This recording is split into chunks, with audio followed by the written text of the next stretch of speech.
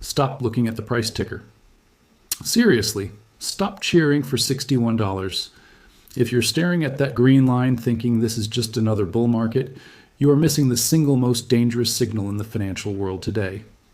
The real story isn't the number on your screen. The real story is what happened in London at 4 a.m. this morning while you were asleep. A massive block of physical silver was pulled out of the vaults for immediate delivery. This wasn't a paper trade. This wasn't a hedge fund algorithm. It was a physical run on the bank. We have officially reached the breaking point. For 40 years, the West had a surplus of metal that kept prices low. As of this afternoon, December 10th, 2025, that surplus is gone. We aren't looking at a rally anymore. We are looking at a liquidity crisis. Think about it. The Federal Reserve just cut rates. The dollar is sliding. And at the exact same moment, cargo planes are flying dark out of Shanghai, moving physical metal across the ocean to cover a delivery failure in the UK. This is the greatest transfer of physical wealth in our lifetimes, and the mainstream financial news isn't even covering it. They're too busy talking about the S&P 500.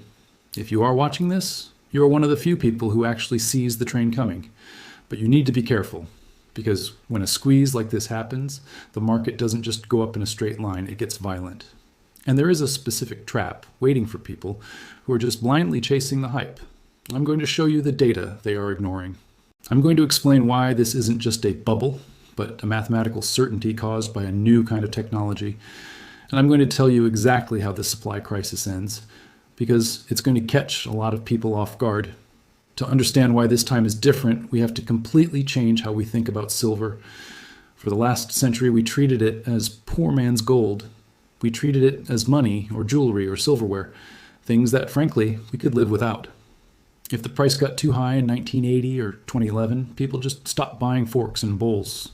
The demand was flexible, but that world doesn't exist anymore. We have built a global economy that runs on technologies that consume silver and never give it back. I call these vampire technologies.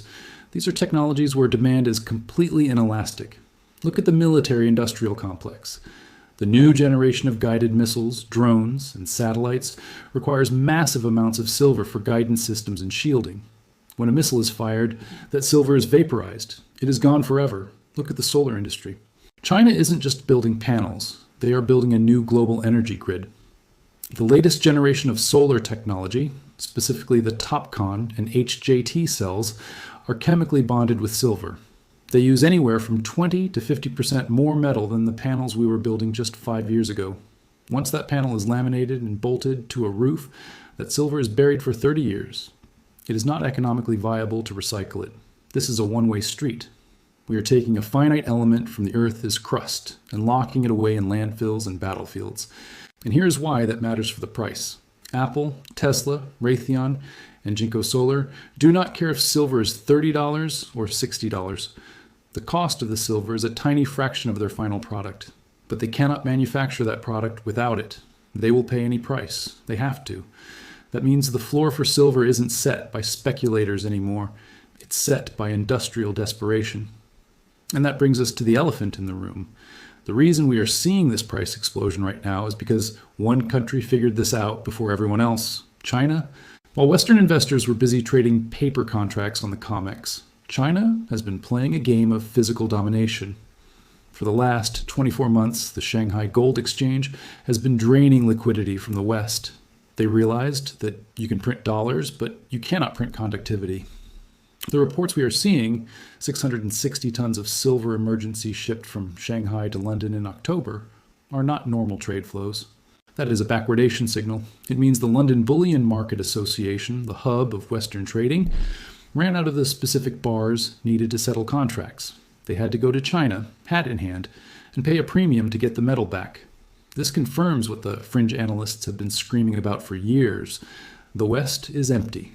China controls the refining capacity. They control the solar manufacturing. And now they are seizing control of the physical inventory. We are seeing a bifurcated market. There is a paper price in New York and a physical price in Shanghai. And the physical price is winning. This is an inventory death spiral.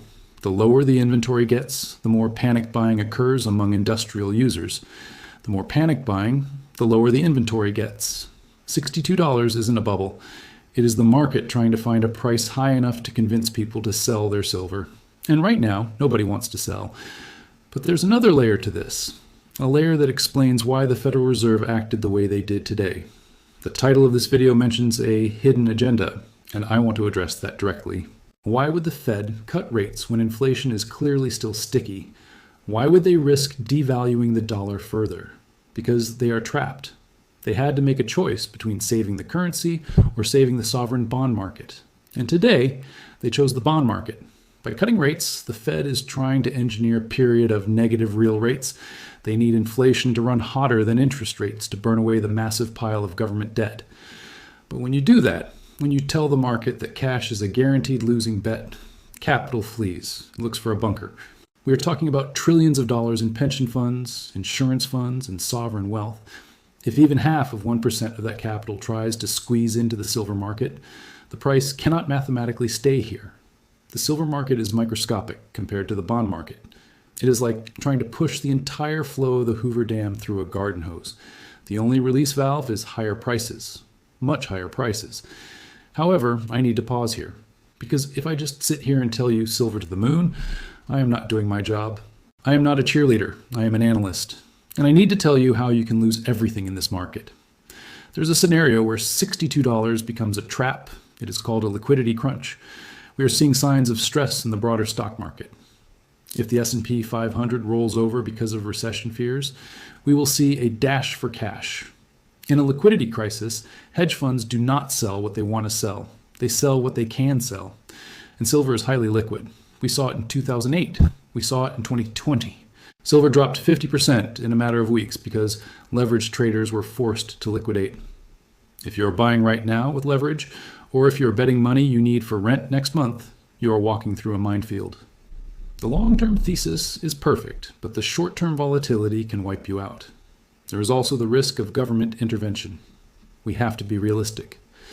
In November 2025, the U.S. Geological Survey officially added silver to the critical minerals list. That sounds bullish, but it is a double-edged sword. Critical mineral status gives the government emergency powers. If the price of silver threatens the national security supply chain, if it makes missiles or solar panels too expensive, the government can intervene. They can cap prices. They can tax windfall profits. They can even restrict hoarding. You're not just betting on a price rise, you're betting against the state. And the state plays dirty.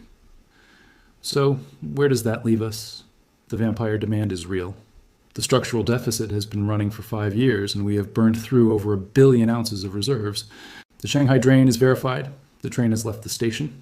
$62 is likely just a waypoint on the road to triple digits, but the ride is going to be violent. We will see massive pullbacks. We will see margin calls. We will see attempts to smash the price in the futures market. The only thing that tells the truth is the inventory data, not the price, the inventory. I'm going to be monitoring the daily withdrawal numbers from the Shanghai Gold Exchange and the COMEX delivery reports every single morning. I track the cargo flights and the delivery notices so you don't have to. The mainstream financial news won't cover this until it's too late. They will tell you about it after the price hits $100. If you want the raw data and the analysis before the rest of the market wakes up, you need to subscribe to this channel right now. Click that bell icon. The era of cheap silver is officially over. The repricing has begun. I'll see you in the next update.